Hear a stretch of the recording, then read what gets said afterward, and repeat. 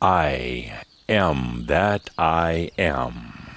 Adamus of Sovereign Domain. Welcome, dear Shambra. Welcome to this special edition of Passion 2020. I'm taking a moment here to breathe in all of you. I hear that there's this thing called social distancing. Now, I like to generally start the shouds by taking a great big hug of all Shambra, but I understand that hugs aren't so appropriate right now. So let's just breathe together and be together while maintaining our sovereignty. Today is a special edition of the Shoud. There's certainly no regular live audience for me to harass and provoke like I normally do. But Adamus, why did all those winds start up just as you started up? Because I've been known to be a lot of hot air, a big wind. So today is a special edition, and I've asked Cauldre and Linda to put together some questions that I felt into from all Shambra.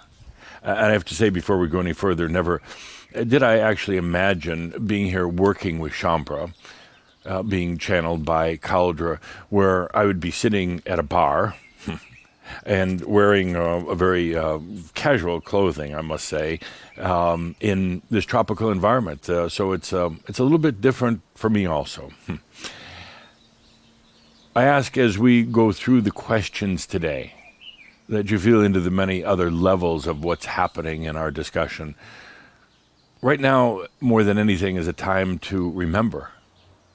Remember that you've been rehearsing for this for a long, long time. None of this is really new. Maybe the way all this came about, all the changes on the planet, maybe that you or even we didn't know about to begin with. But what's really happening, a huge change on the planet like has never been seen before.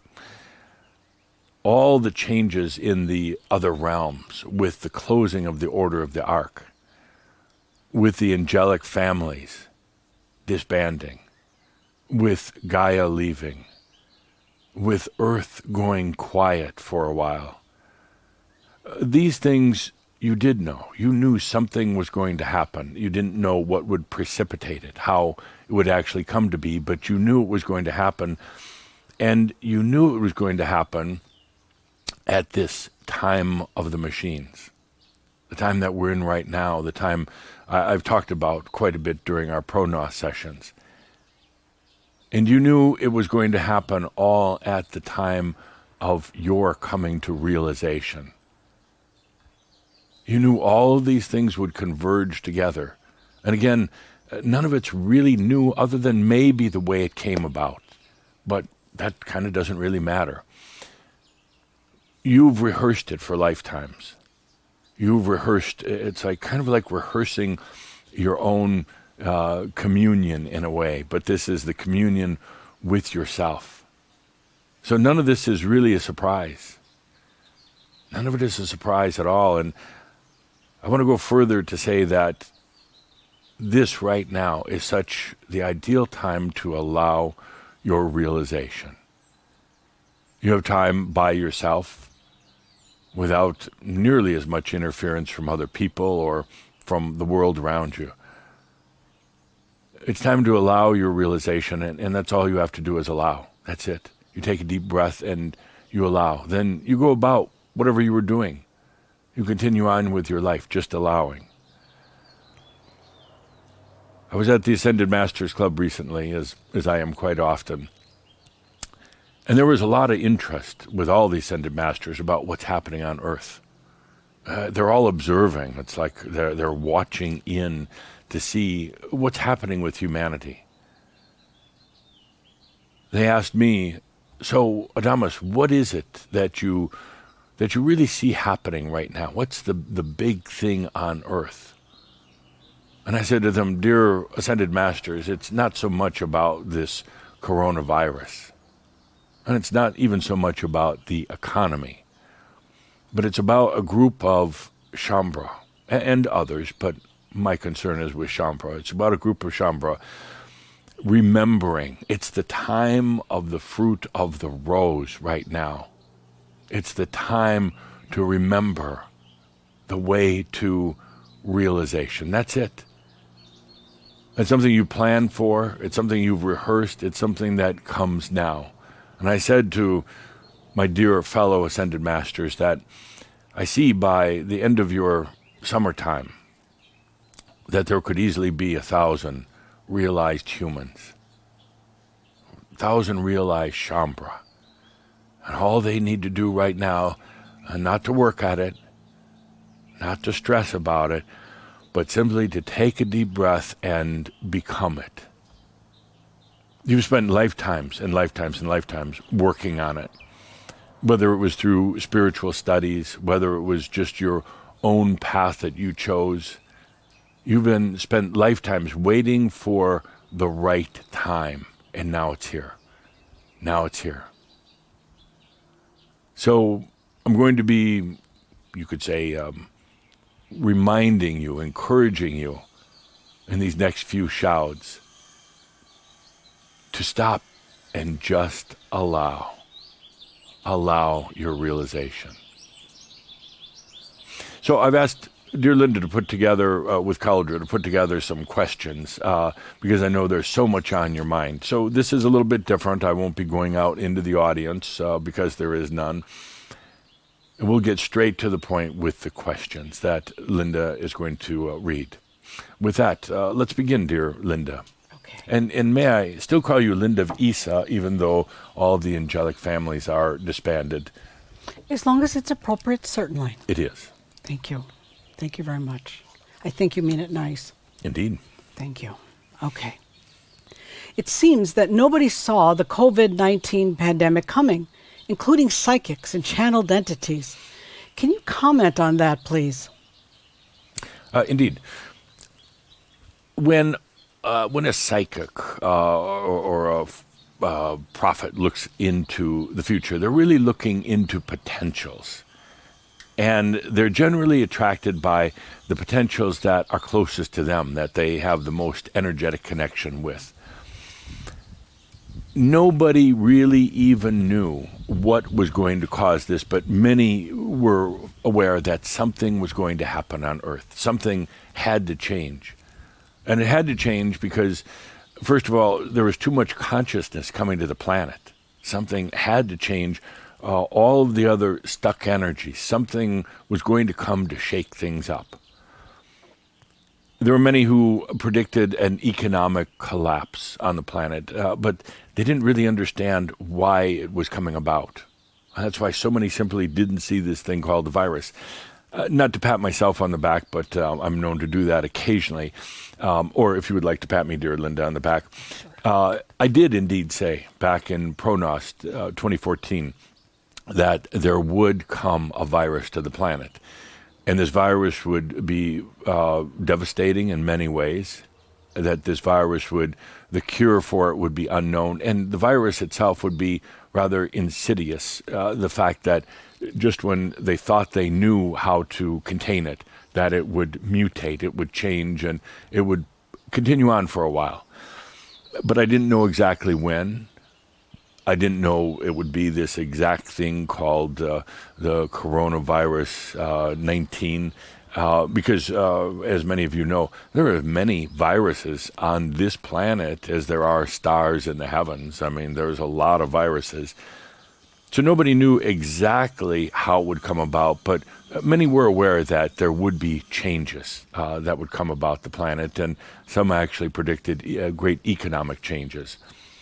So it's not to say that the psychics or the fortune tellers or the prophets were wrong. It's simply that they might have not seen the whole picture. And very, very few actually knew that it would come about as a result of a simple, tiny little virus, just a speck, just a grain of sand on a huge beach that would start all of this and lead to where we are right now.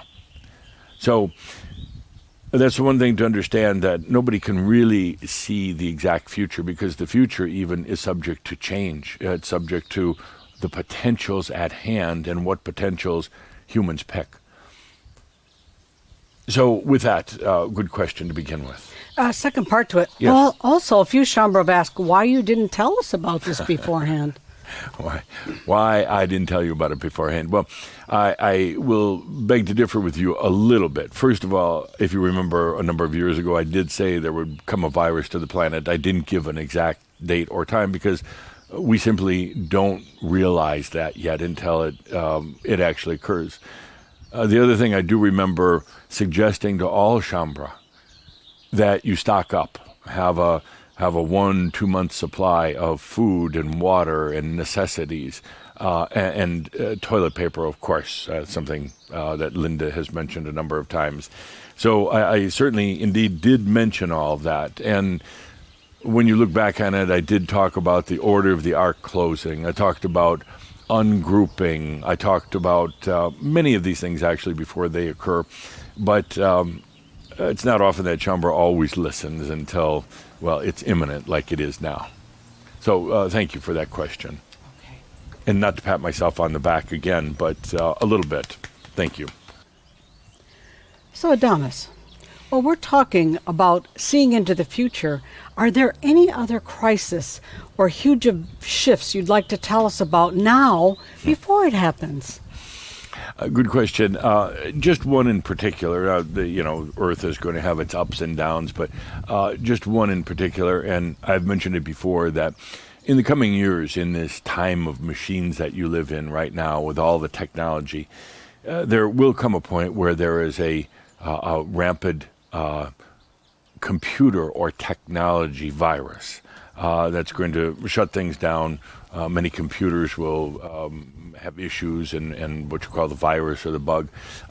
You see it from time to time now on a very small scale, but there'll come a time in the future, approximately, I'm going to project that in about 7 years, where there will be a virus that takes out a lot of computers and a lot of data and a lot of stored files. So I would suggest to Shambra, and really to anybody, is make sure you always have a backup, I believe you call it, a copy that stays offline, that's not connected in any way to the internet, because the bug will run through the internet. And even if you think it's what you call offline storage, if there's any even indirect connection to the internet, it will potentially wipe it out. So backup offline.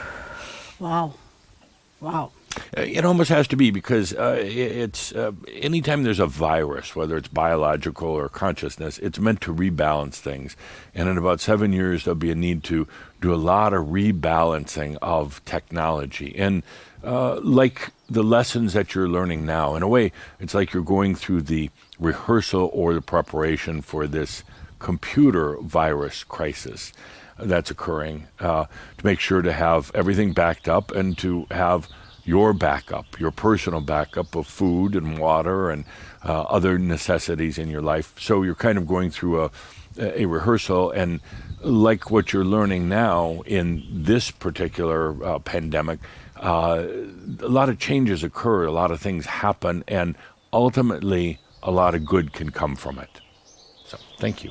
Adamus, when you start talking about huge libraries of material, information, even stuff like Crimson Circle, Yes. How do you ever find a physical way to storage that, to store that offline? Well, you'd have to ask your technology experts. I'm certainly not an expert in that field. Wow. But there are ways. Indeed, there are Okay. ways to back up. Okay. But the important thing is that to make sure it's offline, because even when something is backed up and it's online, it still could potentially be affected by this. And I'm not saying it's definitely going to happen, but I see that as a very big potential occurring. Unfortunately, that's imaginable. Yeah. So thank you for that, I guess. Okay. Yes, next question. Number 3. You recently said after the angelic families disbanded on April 4th, 2020, many of the angelic beings went to the new earth. What's happening with that? It's very interesting, and it's a study in itself. What's happening with members of your angelic families who have gone to the many new earths? Now, there's a little over 200 new earths at this point, and I don't give an exact number because there's actually more being designed and created.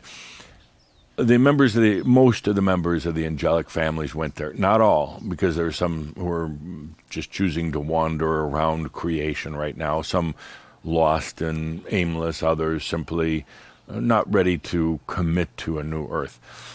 These new earths are each different in its own way, but there are some things that are common with them. First of all, you don't have to be birthed into a physical body. So if you wonder how that happens, imagine kind of like a compression chamber, but it's really not mechanical, at least in human terms, but it's the energetic compression chamber that one goes through to go to a new earth. And they go in, one side is what you call a light being or an angelic being, and they come out the other side of this compression chamber as a quasi-human being.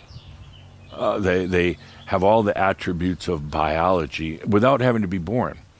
Now, they also have the capability to go into just their pure free energy body without the human biology whenever they want. But most of them right now are experiencing what it's like to be in human biology. So the next question that you might ask is, well, how old are they? If they're not born, they're not infants, how old are they? Well, they're any age they choose to be. That's the beauty, that there doesn't have to be aging on these new earths, but one can choose to experience what it's like to age. And then there's really no death, as you know, here on the physical earth. There's no lingering illness that brings one to death. It's simply a matter of walking out. If all this sounds pretty good, it's because you helped to create and design it. You took the very best of human living, such as nature. Nature is prolific on the new earths. It's everywhere. You're always in nature when you're on the new earths. Gesundheit. Thank you. Sorry. You're always in nature, and even affected by the pollen in nature when you're on the new earths. You've taken the best of what was on earth, meals, but not having to eat for energy or for nutrition, but simply to be able to enjoy meals. There's no jobs on the new earth. And I hear a loud applause on that one. No jobs on New Earth, and no money. There's no need for it.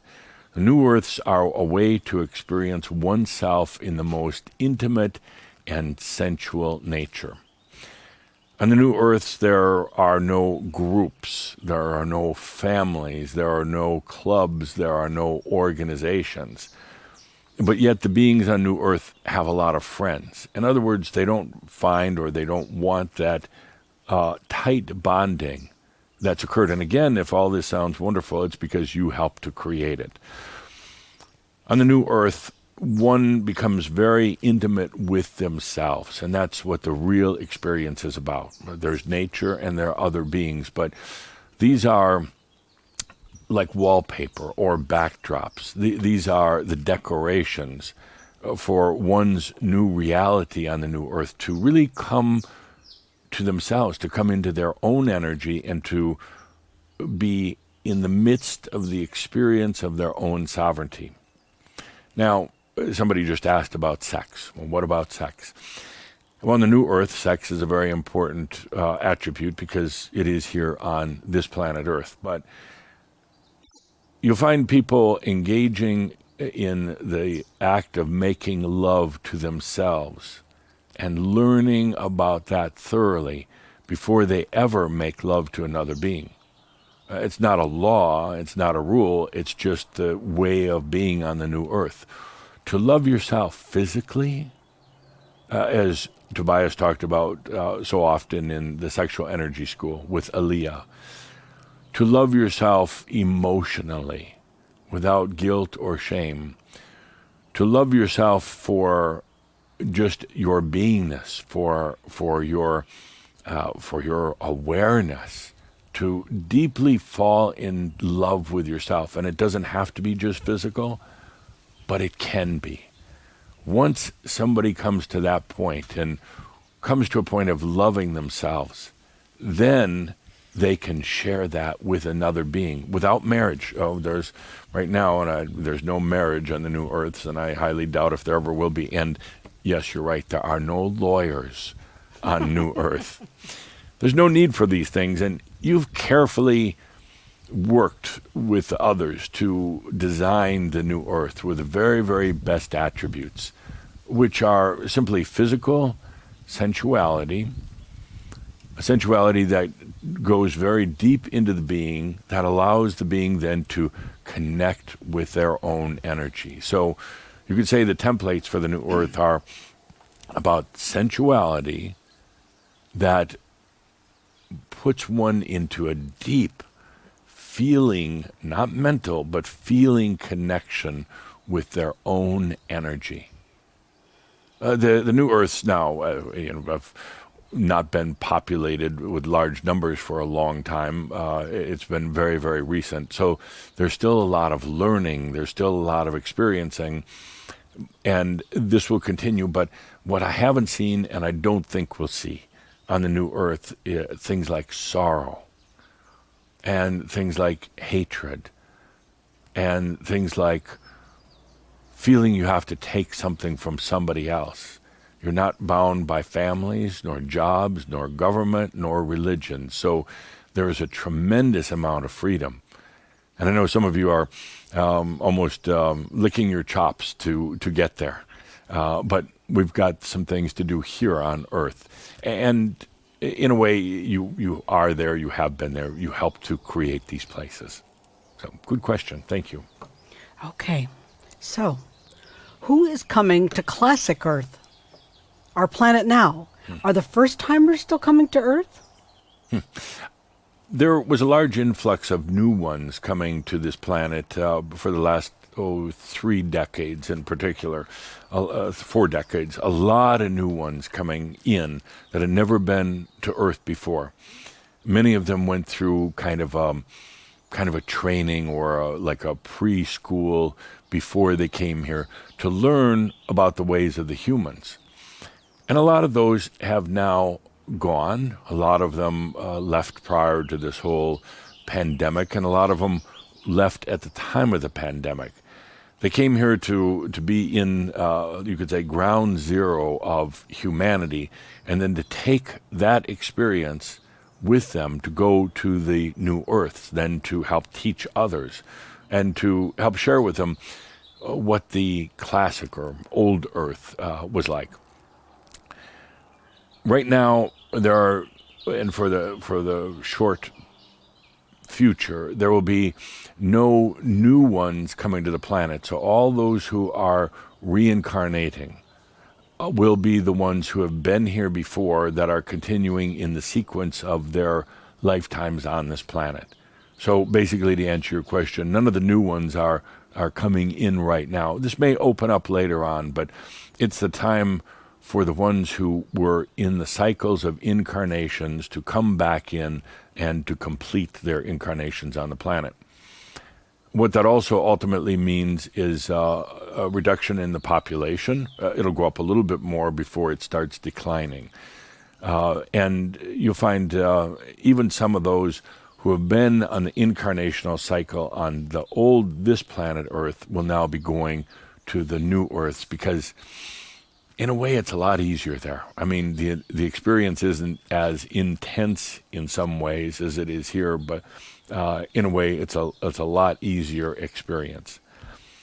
So right now, just you can assume that anyone being born into this classic Earth has been here before. Thank you. So, what's happening in the new Earth realms? The near-Earth realms. The near-Earth realms. What's happening in the near-Earth realms? Well, now, in Dreamwalker Death, which we're going to be updating soon, in Dreamwalker Death, there's what I call the near-Earth realms. The near-Earth realms are non-physical, but imagine it's kind of like a cloud around the planet Earth. I mean, it's not on the Earth, but it's very similar to it. This is where most people now go in between lifetimes.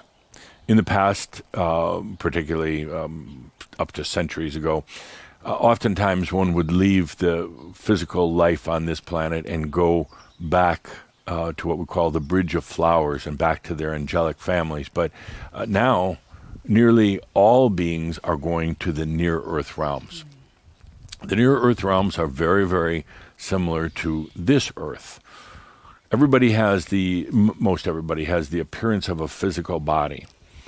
And near-earth is kind of is a place where they go before they come back for another incarnation. And generally they go to the place in the near earth that most closely resonates with the issues they had in this lifetime.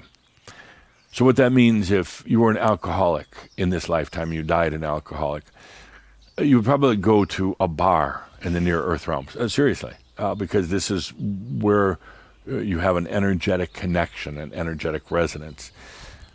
If you were a very devout Jew in this lifetime, you'll probably go to a Jewish place in the near earth realms. If you were very, very deeply connected with your family, your biological family in this lifetime, you'll probably meet up with them again in the near earth realms.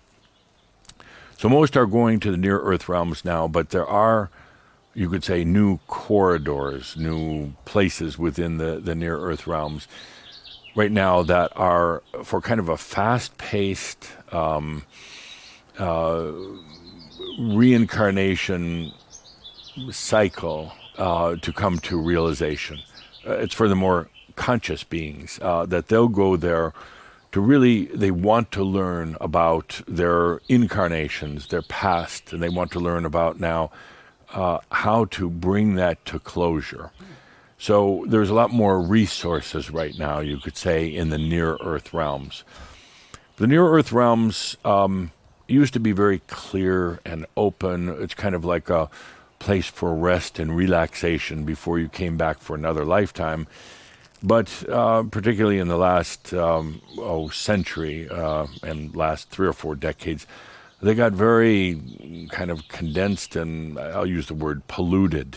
They got a lot of murky energies because the ones who had died would go there and not really make an attempt to rejuvenate before another lifetime. Then they would find themselves sucked back to another incarnation. I mean, even without really a conscious choice, they were just drawn like a magnetic attraction back in for another lifetime. So there's never really that time for just some calm and reflection and to really assess one's own journey. But now that's beginning to change again with all the other things that have happened all across the cosmos. Even that is beginning to change again.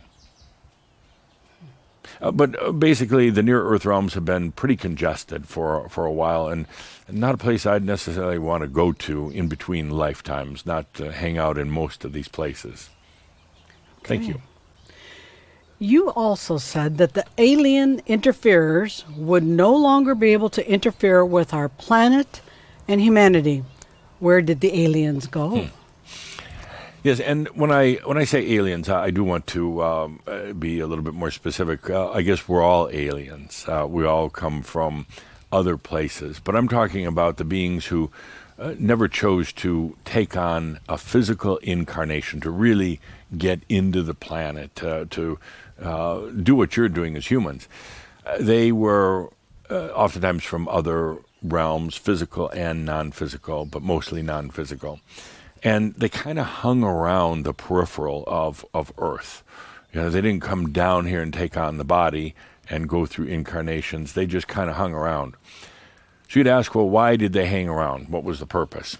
Well, it certainly wasn't to save humanity. The reason they were hanging around was, first of all, it's a way to derive energy. They got energy by the human drama, human wars. And yes, you can kind of have the feeling you're getting energy from that, particularly if you're helping to start these things or precipitate them, keep them going. So the aliens would hang around, and they found many humans very vulnerable, and believed that the aliens were here to save the planet. Well, if that was so, first of all, the planet would have been saved a long time ago.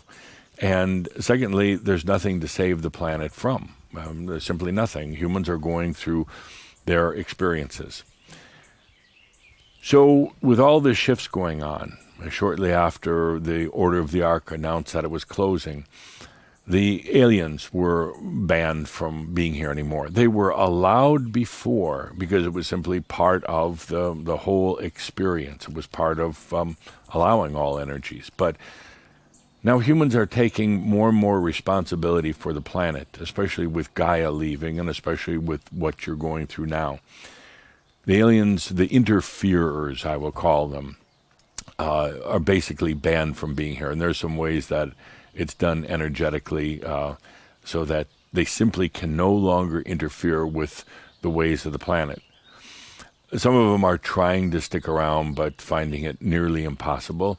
Others are wandering off into the other realms, trying to find another place to go cause certain levels of chaos. And a few of them actually now realizing their angelic families have disbanded. They're going to some of the new Earths. But these were the ones who were looking to feed off of humanity by creating drama. Also, instead of coming here to the planet to discover, let's say, love for themselves, they were just trying to find love through other humans. They thought perhaps even love was something that was part of the physical body. They were really trying to find answers in a rather insidious way using humans. And in doing so, over the ages, they caused a lot of conflicts, a lot of battles. I've talked about some of these in the Angels and Aliens session that we did in Poland. They enjoyed causing problems wherever they could, and they generally preyed on humans who were vulnerable or power hungry.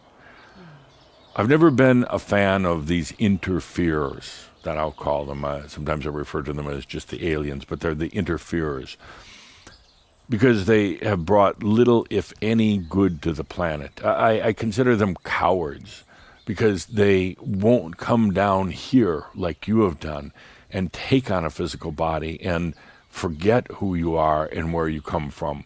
They're sitting at the sidelines. They're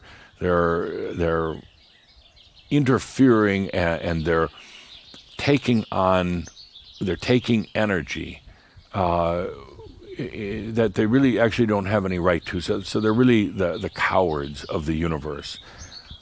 I am greatly disappointed in so many ways that humans have chosen to listen to them, and other humans have actually chosen to channel them. And I know my position is a bit strong, but I do feel very, very strongly about it.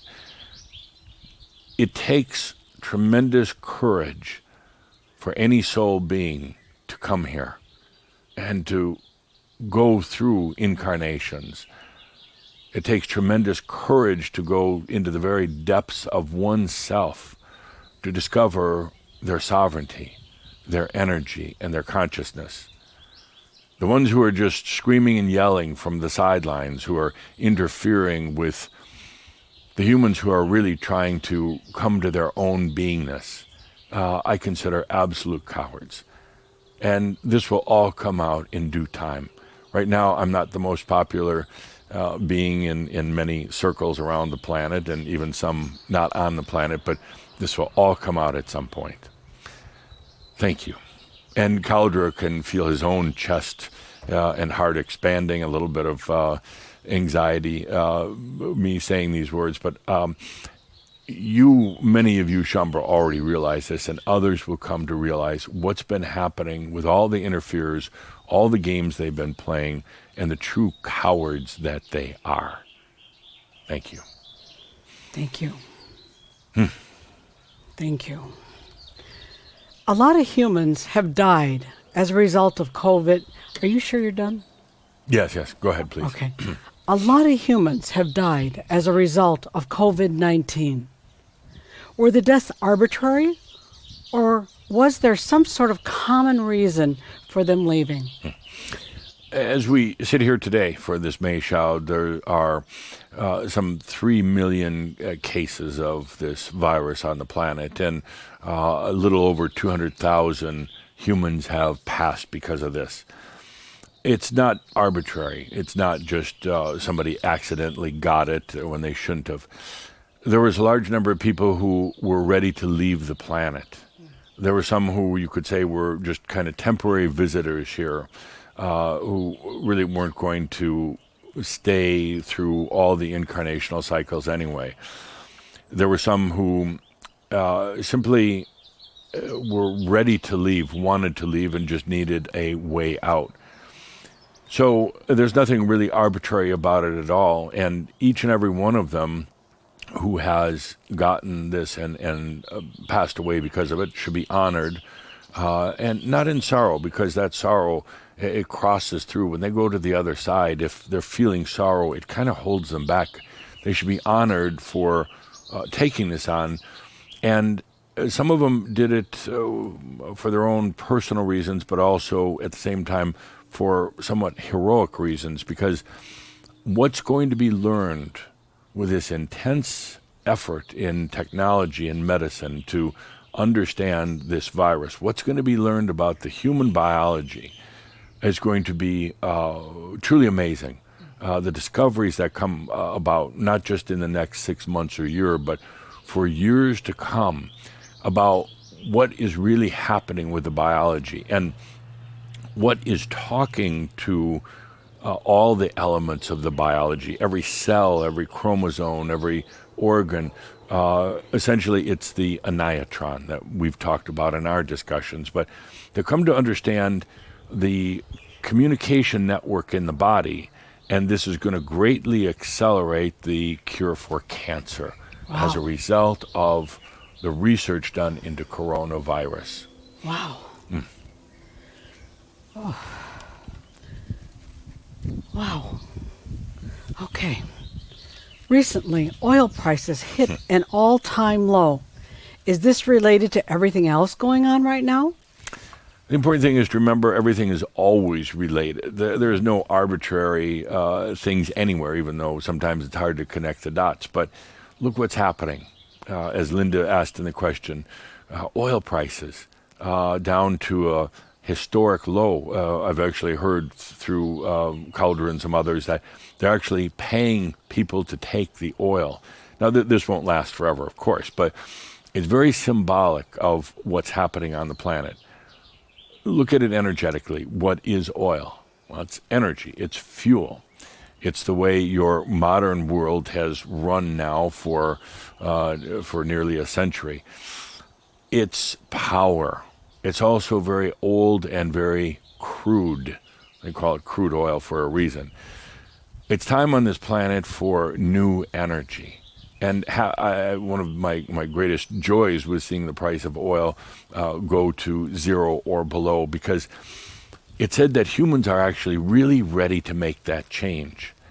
Getting away from old energy, getting away from basically oil is not just dead dinosaurs, it's your dead relatives that you're putting in your gas tank and using to fuel your modern life. So it's time to get away from all of that. To me, it was one of the greatest indicators that humanity is ready for new energy. And I'm not talking about solar or wind. Those are temporary bandages in this. But I'm talking about ready to realize what energy is. When old energy has value of zero, then humanity is ready to begin understanding what we've been talking about for years now, what energy really is, and the fact that energy is openly and freely available. As a result of all this, watch for some of the discoveries that are made now related to what energy really is, and watch for a huge movement away from the petroleum-based energy that the world uses. And you'd think that because the price is so low now, everybody can afford to use it, but it's going to be the opposite. A shift has taken place in these past few months on the planet the that has to do with energy itself. And I can say, and I say all the time at the Ascended Masters Club, look what this group of Shaumbra did. They, along with some others, but my group helped to bring a new understanding of energy to a planet to the point that it brought oil prices down to zero. Indeed, they'll go back up for a little while, but humanity will eventually get away from oil, which is good because the oil supply was beginning to run very, very low. They're finding other ways to do it through shale and through some other things, but the general supply of oil could not sustain the growth rate on the planet and the consumption rate on the planet at the rate it had been going. So wonderful things are happening right now in your lifetime, in your time of realization. Thank you. Thank you. So, what will happen with the world economy? Will it recover anytime soon? The world economy, which really the coronavirus, the energetic design behind it, the energetic purpose, was a rebalancing of the economy. There are many, many layers and levels, other things that are going to happen along the way, such as medical breakthroughs and technology breakthroughs and other things. But in terms of right now, the implications on the economy are going to last for decades. It's a time of rethinking. Now here you have now suddenly a dramatic increase in unemployment, literally overnight. And they've got to consider now, how do we prevent this in the future? They've got to reconsider jobs and how money exchange. And now I'm not promoting or taking any political sides in things like healthcare, but healthcare has to be reconsidered along with all this. The taxing systems and the distribution systems have to be considered. At the core of this needs to come the understanding, and I believe it will come, that there is no limitation to abundance. It's not like abundance is only that big, but the demand for it is that big. Abundance is that big. Well, I'm sorry. No problem. No, abundance no is problem. that big. There is plenty of abundance for everyone, and that's the rethinking that needs to take place, not the limited thinking that says there's only so much gold in Fort Knox, there's only so much food in the fields, there's only so much oil in the tanks. A whole new understanding of abundance, and that is why I've been adamant with Shaumbra, insistent, obnoxious, and everything else with Shaumbra. If you're not in abundance, you're not ready for realization because you're still living in limitation, self-imposed limitation. And I've been insistent on it because there is an abundance of energy and it's all yours.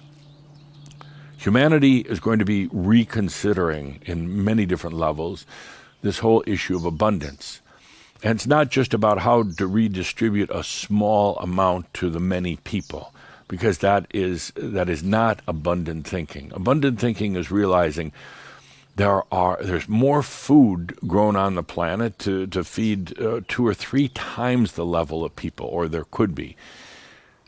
The agricultural system is very efficient, but could become much more efficient. There's an abundance of food. There's an abundance of everything if humans allow it, if they choose it. Now they might say, well, but the field is only this big. Well, that's limited thinking. They might say there's only this much money in the banking system. That's limited thinking. It's going to take big thinkers at this point, out-of-the-box thinkers, to realize there is an abundance everywhere. And everyone is entitled to it if they choose it, if they allow it into their lives. And some may not. Some may not want to, just like some Shaumbra still insist on lack rather than abundance. They think there's something wrong with having a nice car and a nice house. That is very old, limited thinking.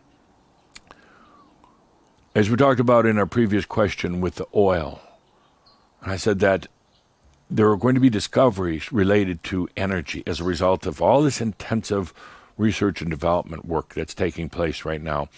Discoveries of in energy that will make oil look very, very, very old indeed.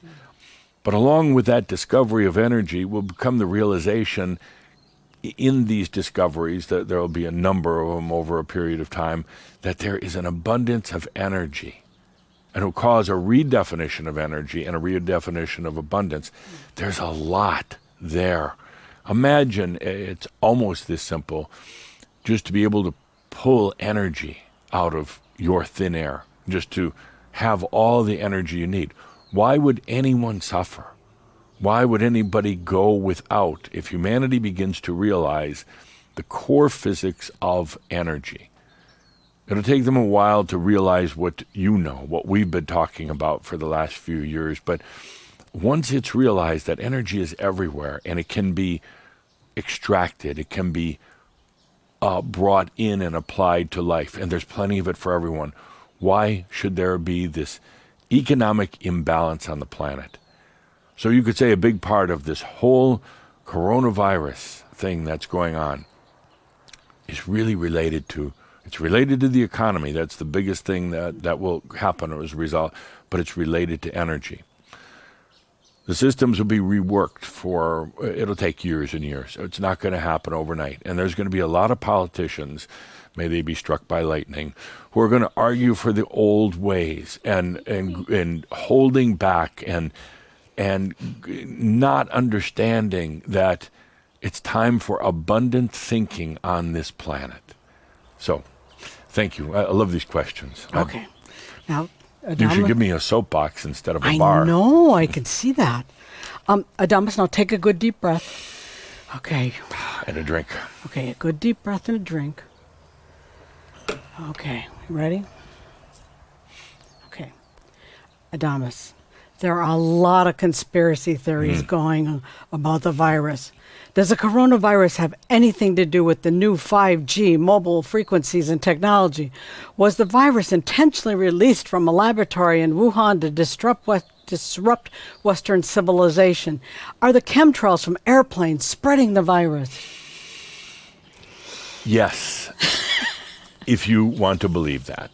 If you want to believe it. And I guess it's fun believing it, looking up at these jet contrails and thinking it's now, instead of spraying poison, they're spraying coronavirus. And I guess there's some who want to believe that it was a deliberate act to ruin Western civilization, or what was the other one on your list? Oh, the 5G, I guess that's your mobile technology, your new frequency technology. Yes, if you want to believe it, then it's real and then it will affect you. But in reality, no, it's not. People love conspiracies. And you know, the aliens, the interferers, were really good at planting conspiracy theories because it distracts people. It gets them looking over there when they should be looking in here. So conspiracies are a great distraction away from the truth. As what I can see energetically, there's no correlation whatsoever between your 5G technology and coronavirus or anything else. There's no correlation there's no truth in this intentionally being released or anything else. And it doesn't matter. It doesn't matter, actually, even if it was intentionally released.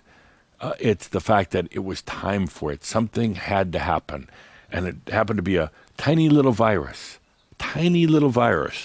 that has caused the greatest change on the planet that I've ever seen. A tiny, tiny little virus, and in a short period of time, you know, when Atlantis fell, it was over a long period of time, thousands of years. Look what's happened now in a period of, 60 days on your planet. So it actually doesn't matter how it got there. It doesn't matter if it was sprayed by airplanes or brought in by alien spacecraft. It's the fact that it is causing changes on the planet. And yes, there are a large number of deaths associated with it, but the changes that come from this in terms of energy, economy, sovereignty, awareness, and many other things are remarkable at this time. Look at the implications, just coming to an understanding of your environment. How could this have ever been done? The studies that are going to take place by a simple reduction of traffic by even 20%, airliners by 80, 90%, the effect that it has on the planet. And it is going to put an end to this whole debate about is climate change real or not real. They're going to come to realize now with precise facts the implications of old energy polluting this planet. Thank you. Okay, so And if you have any other favorite conspiracy theories, do send them in. Maybe we should start conspiracy theories. it's interesting that you refer to oil as old energy, and literally it's old energy. Indeed, no coincidence. Yeah, yipes. Okay, so Adamus, New York in particular and the United States more generally have been hit hardest by the virus.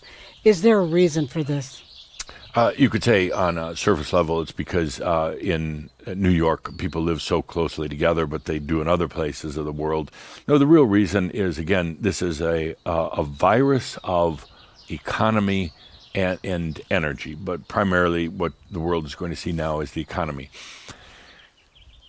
New York is the perhaps the center for the world's economy, and the United States is perhaps the biggest economic power in the world right now.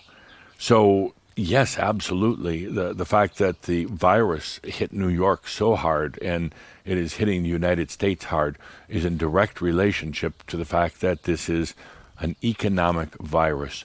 But it has a lot of arms and legs or tentacles that go out. It's not just about the economy.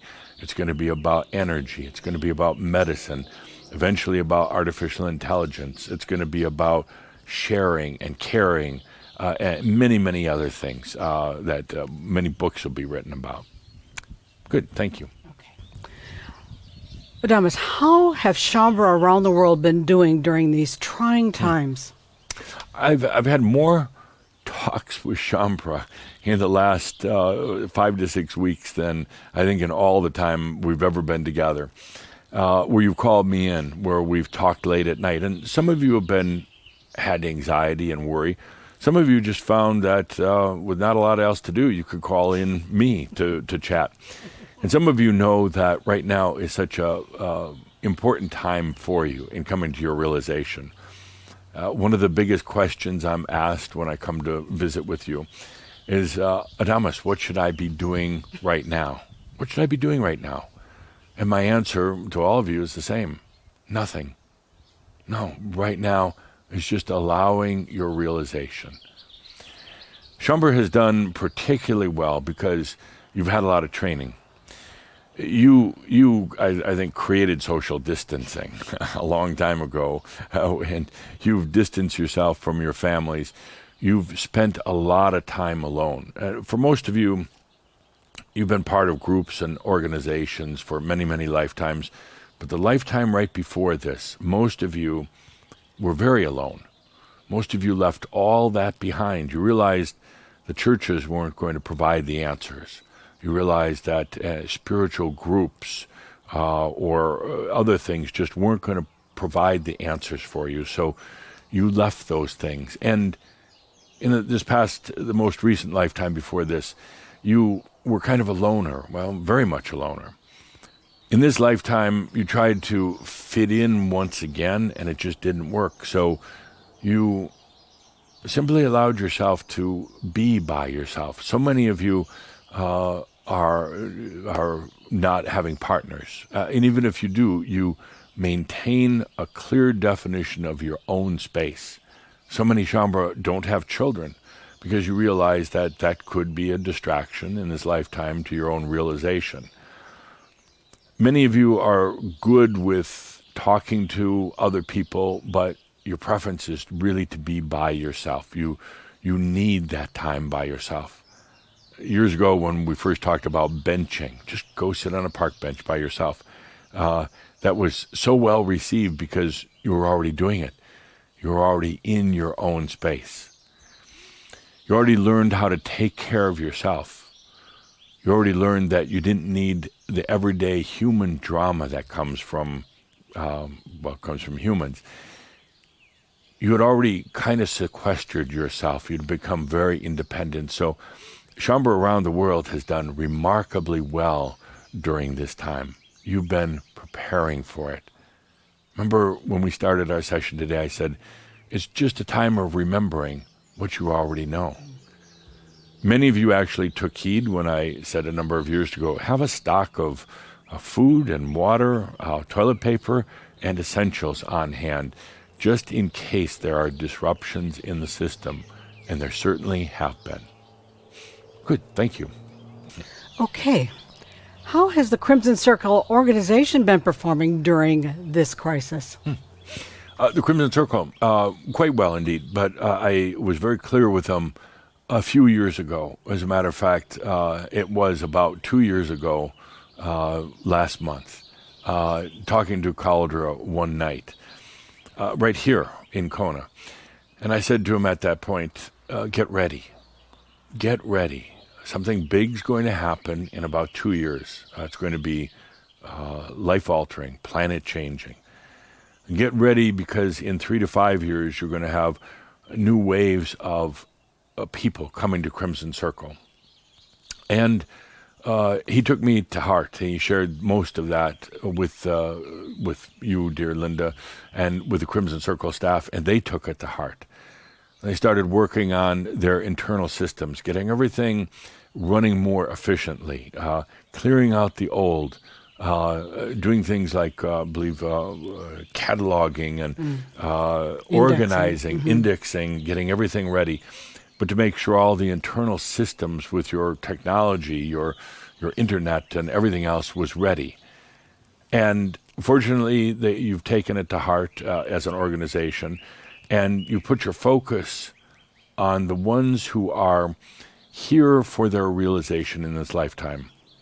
You've ignored a lot of the other noise that's out there from the ones who are just really more hobbyists, and you've allowed your focus to be very clear with the ones who are coming to realization.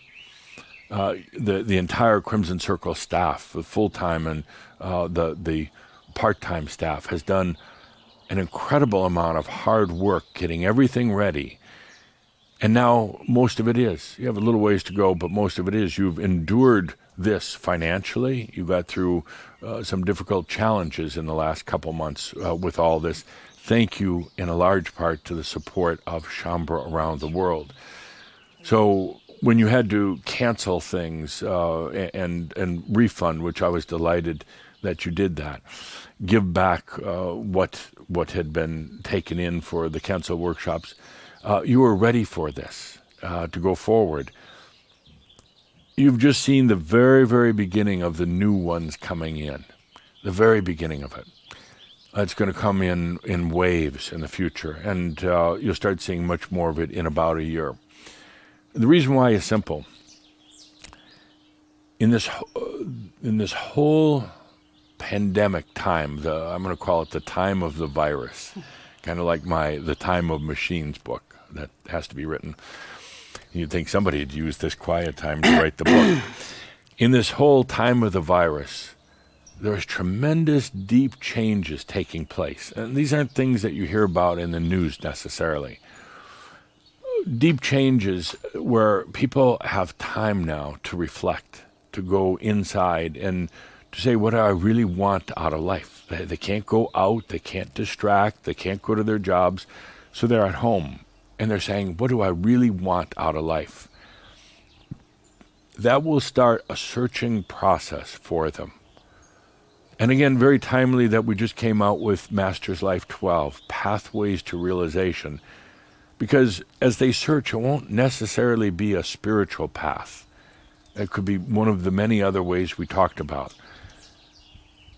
They're going to start searching, and that search will eventually lead them, some of them, to Crimson Circle, where they realize it's not a spiritual organization. It's not just an esoteric organization. It is a group of masters, many who came to realization in 2020. It is a group of real embodied masters on the planet who aren't spewing out a lot of macchio, who aren't involved in conspiracy theories, who are real, honest to goodness, embodied masters. So when they get here, they'll realize it's not just taking a lot of classes and reading a lot of books and attending a lot of meetings and coming to some new belief system. It'll be the thousands of real embodied masters who are just there in their presence. That's what's going to do it for the new ones, and that will bring more and more and more to come. So, yes, indeed, I do applaud Shaumbra and the Crimson Circle for preparing for all this, for getting ready for all this. And for most of you, it's actually relatively smooth, relatively easy. And for a lot of you, you're really enjoying the quiet time on the planet. Thank you. Thank you. And the Crimson Circle really has been an incredible organization, would you not say? Oh, indeed. Absolutely. I wouldn't have it any other way. Truly inspiring consciousness.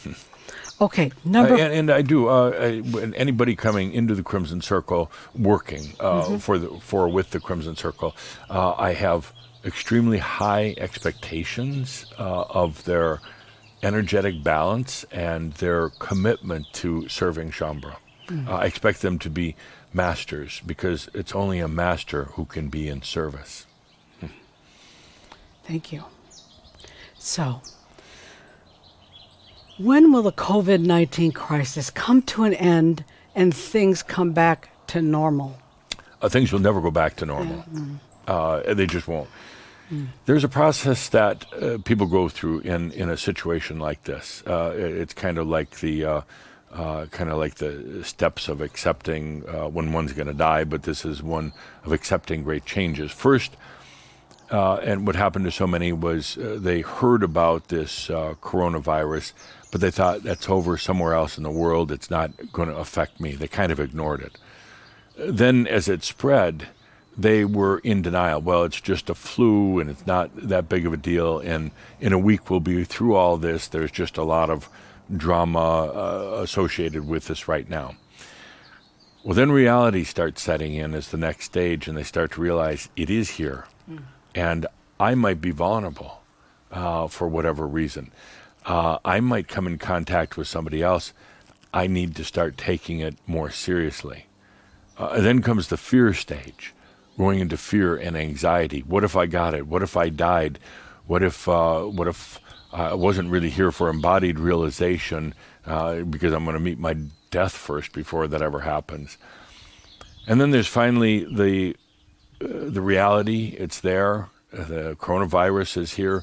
It's changing the world. Then there's that next stage of saying, now, here we are. I'm stuck at home. What am I going to do? What do I want to do with my life? And this is not just Shaumbra, but many, many people, not all humans, but enough, are saying, I don't want to go back to that job. I was afraid at first because I'm not getting a paycheck or I'm stuck at home, but I realize now I don't ever want to go back there. I don't want to go back to that old energy way of living. I don't want to play the games that I had to play before. I don't want to have to go to meetings or parties or do things that I really actually didn't like doing. So many people are coming to a whole different realization. They're going to throw out a lot of stuff that was in their lives. And then they're going to be kind of lost for a little bit. And if you go back, you can remember that you went through similar things under different situations, but saying, I got to let all this old stuff go. I'm feeling lost. I don't know what comes next, but I cannot go back to that old way. And that's when their seeking begins. They're searching. That, for many of them, will actually lead them to the Crimson Circle. So, I hope I answered your question. Yes, sir. Okay, final question? Yeah. Okay. What changes will there be in society as a result of the COVID-19 crisis? Changes in society, things that we already talked about for the most part. A large number of people on the planet saying simply no more. I'm not going back to that. A large number of people have been trapped at home with their families that are already planning their exit strategy once this is all over, how to get away from families or partners or whatever that just is intolerable. A whole change in careers, jobs, having to go to an office, having to do menial tasks, putting up with lack of abundance. These are huge changes that are going to take place in society, as well as leaps, quantum leaps in advances in medicine and technology and energy. The aftershocks of all of this are going to go on for decades, literally decades, after all this comes to an end. You asked in the last question, how long is the coronavirus going to last? Well, decades from the after effects.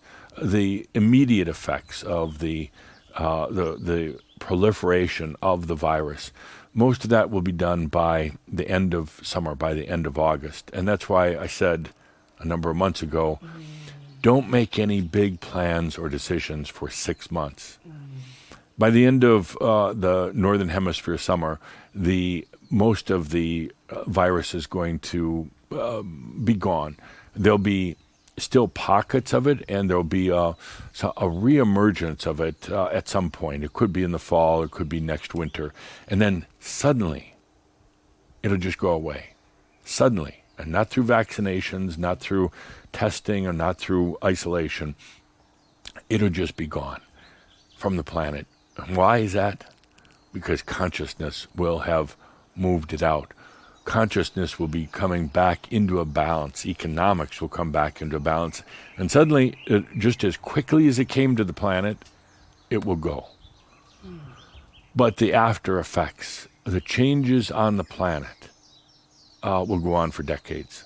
Now, let's bring this full circle back to you.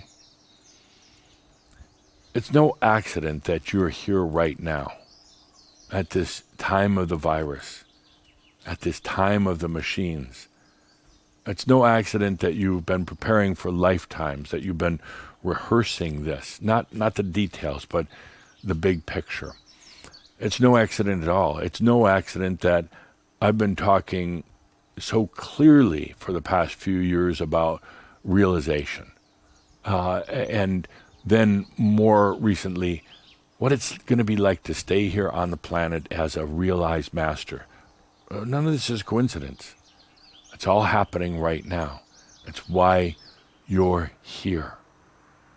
And the beauty is there's nothing to worry about. And I know the human mind wants to worry about your job or paying the bills or coming into contact with somebody that has the virus.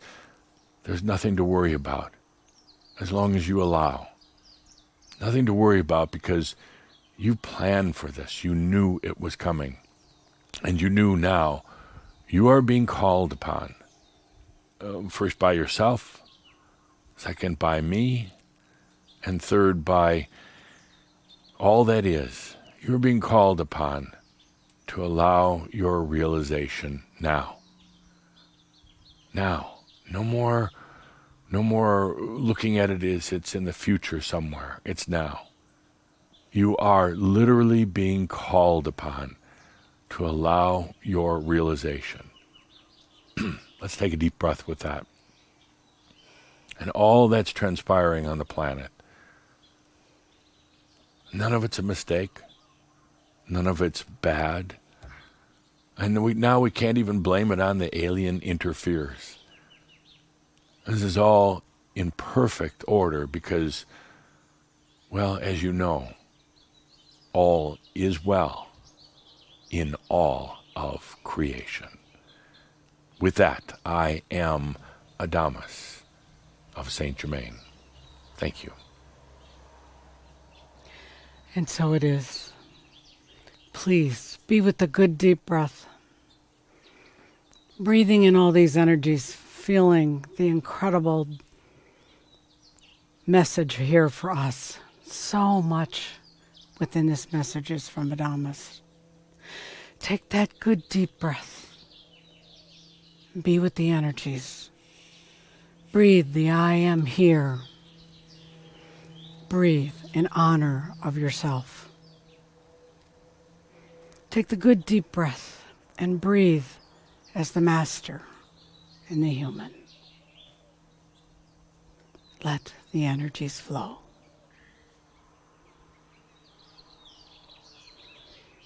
Be with that good deep breath. Really letting those energies flow with you.